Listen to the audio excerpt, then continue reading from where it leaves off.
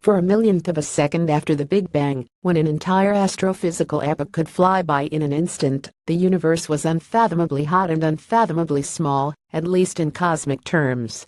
The fundamental forces of nature had coalesced from the high-energy post-Big Bang anti-void, the product of a preceding, and even quicker period of cosmic evolution, but it didn't matter.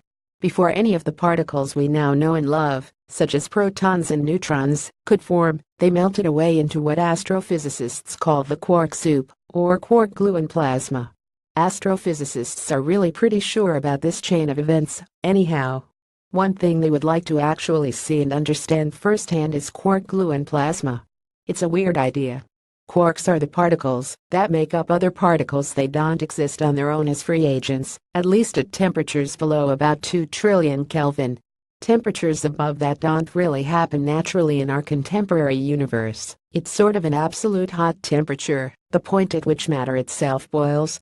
Seeing quark soup in action is a goal of physicists at the Large Hadron Collider and the relativistic heavy ion collider RHC at Brookhaven National Labs in the US, both facilities at which very heavy particles can be smashed at very high energies. New results from the RHC's Phoenix project, described in a pair of papers posted to the ARCS of preprint server, suggest the creation of just the slightest drip of quark soup at that collider. This isn't quite the first time such a thing has been seen. Fireballs created at the LHC and at the RHC and near light speed collisions between very heavy particles have produced quark gluon plasma, but the new observations are the first to come at small scales and at relatively low energies. It's a crucial new perspective on the earliest processes that led from the Big Bang to the cosmos as we'll see it today. The new results come from a series of experiments conducted at Brookhaven in 2016. These consisted of smashing deuterons consisting of one neutron and one proton together with gold ions at differing energies. Over a 6-week period, the researchers observed some 1.5 billion collisions in the hope of identifying the liquid-like flow that's characteristic of the formation of quark gluon plasma.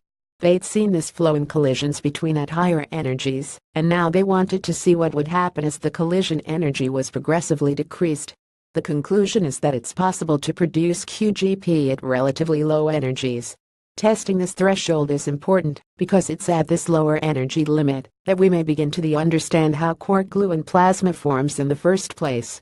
After so many years we have learned that when QGP is created in the collisions we know how to recognize it, but that doesn't mean we really understand how it works, Julia Volkovska, a spokesperson for the Phoenix project, offered in a statement. We are trying to understand how the perfect fluid behavior emerges and evolves. What we are doing now, going down in energy, changing the size, is an effort to learn how this behavior arises in different conditions. RHC is the only collider in the world that allows such a range of studies over different collision energies with different colliding particle species. Physicists still have a ways to go with QGP. For one thing, they still can't exclude other possible explanations for their data that aren't quark soup. This includes a theorized state of matter called color glass condensate. Phoenix still has a lot of smashing to do